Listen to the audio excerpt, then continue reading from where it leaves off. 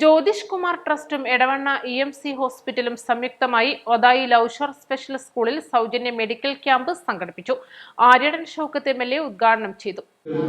ഇന്ന് അശരണർക്ക്, നിരാലംബർക്ക്, നിരാശ്രയർക്ക്, മാനസിക വെല്ലുവിളി നേരിടുന്ന അതിസാധാരണക്കാർക്ക് അവരുടെ കൈകൾ എത്തിക്കാൻ ഇന്ന് ലൗഷറിന് സാധിച്ചു എന്നത് മഹത്തരമായ, മാതൃകാപരമായ, ശ്ലാഘനീയമായ ഒരു കർമ്മമായിട്ട് ഞാൻ കാണുന്നത്.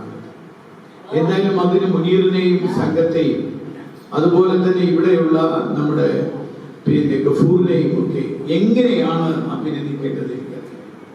നമുക്കൊക്കെ എപ്പോഴും അറിയാം, എപ്പോഴും നമ്മുടെ ജീവിതത്തിൽ നമ്മുടെ മക്കൾ, നമ്മുടെ സ്വകാര്യ ദുഃഖങ്ങൾ, നമുക്ക് കാശുണ്ടാക്കുക, നമുക്ക് സ്വർഗത്തിലെത്തുക എന്നതിനപ്പുറത്ത് അവരന്റെ കാര്യങ്ങൾ പലപ്പോഴും മറന്നു പോകുന്ന കാലമാണ്. മനുഷ്യനെന്ന് ഇത് ജന്മനാ മാനസിക വൈകല്യമുള്ളവരാണ്.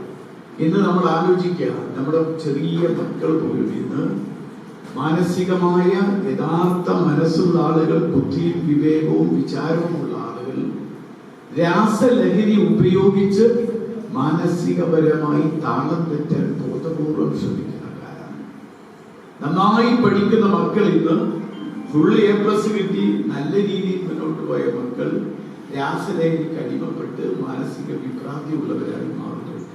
ഗൈനക്കും ഡെന്റലും ഉൾപ്പെടെ 4ഓളം വിഭാഗങ്ങളാണ് മെഡിക്കൽ ക്യാമ്പിൽ ഒരുക്കിയത്. സ്കാനിംഗ് അടക്കമുള്ള മെഡിക്കൽ സംവിധാനങ്ങളും ചെയ്തിരുന്നു. 40ഓളം വരുന്ന കുട്ടികളും രക്ഷിതാക്കളും ക്യാമ്പിൽ പങ്കാളികളായി. ക്യാമ്പിൽ പങ്കെടുത്ത മുഴുവൻ വിദ്യാർത്ഥികൾക്കും പ്രത്യേക സമ്മാനങ്ങൾ വിതരണം ചെയ്തു.